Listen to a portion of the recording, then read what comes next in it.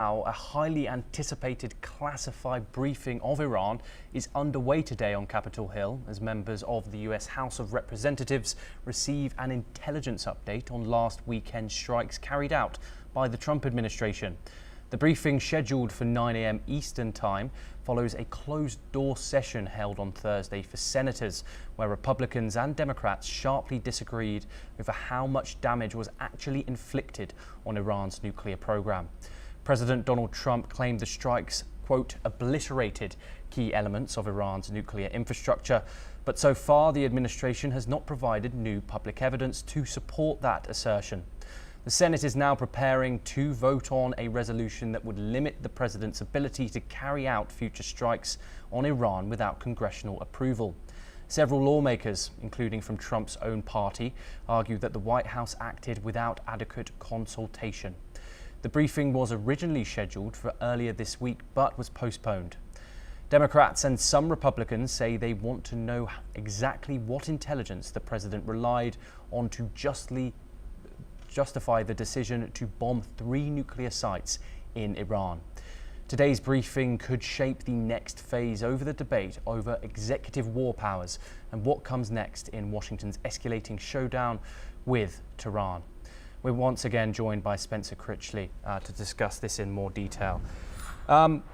Spencer, given the muddy communication of the aftermath of these strikes so far, what should we make of President Trump's claim that these strikes obliterated Iran's nuclear sites, especially in absence of this public proof? Well, this is another example of a division between MAGA world and what we often call the pro-democracy coalition in the United States that is so fundamental it gets to the level of how you define truth, how you define whether we actually know anything. And in MAGA world under President Trump, truth is always defined subjectively, whereas democracy is based on a tradition of trying to find objective truth and then argue over what the best version of objective truth seems to be based on facts and logic. But in MAGA world, truth is subjective. It's whatever essentially the leader declares it is, and it's whatever his followers want it to be. And statements of truth are more about declaring loyalty to the MAGA vision than they are about making an assertion that would be tested according to underlying facts and logic. So when Trump claims we utterly obliterated the Iranian program, which, you know, so far we have no way of knowing, maybe it happened, maybe it did not, that is this use of subjective truth as a matter of faith and loyalty and commitment, as opposed to having an argument over facts. And this flummoxes Democrats routinely because it's hard for them to imagine living in this world of subjective truths. They're so firmly rooted in the world of objective truth. It's a crucial debate because if we're going to live in a world where truth is entirely subjective, then liberal democracy falls apart and we end up reverting to the Middle Ages, where different nations live under different truths depending on what the leader, the religious and secular leaders of that nation declare the truth to be. And that really is how deep this divide goes. Yes, and Spencer, moving on, how significant is the Senate's upcoming resolution to limit Trump's war powers? We've seen oppositions from both sides in regards to the president's decision into striking those 3 nuclear sites. Is this just symbolic, or could it change the balance of power here? I'm pessimistic that it will change the balance of power because both houses of Congress have shown cowardice on this topic, in my view, for decades now.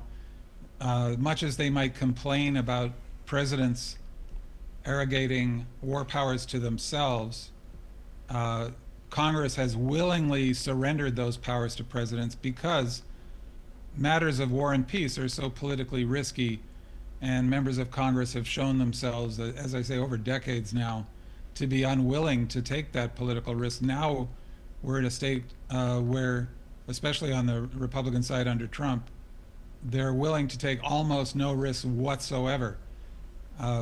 This is another thing, unfortunately, where democracy is threatened because one of its fundamental principles is threatened.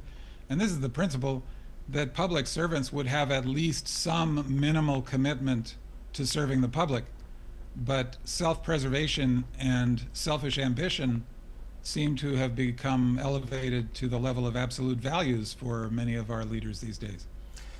And Spencer, finally, we've had many of the US's allies urging diplomacy, but also emphasizing that Iran cannot have a nuclear weapon. What message does today's classified briefing send to US allies in Europe and beyond who have urged caution with Iran? I think the worst message is, again, this deep controversy over the nature of truth. So to see Republicans and Democrats coming out of the same classified briefing and asserting diametrically opposite versions of basic facts must be disheartening to our allies. In terms of caution, this is also, of course, something that worries people greatly because President Trump is so impulsive and shows so little interest in considering the potentially thousands of factors that would normally influence decisions like this. I think they're probably just gritting their teeth and hoping for the best. It is possible, of course, that all of this ends up working out well, but it's also possible that you'll go to Las Vegas and gamble all your money and get rich. And that's kind of the situation I think that U.S. allies have been finding themselves in over and over again lately. Spencer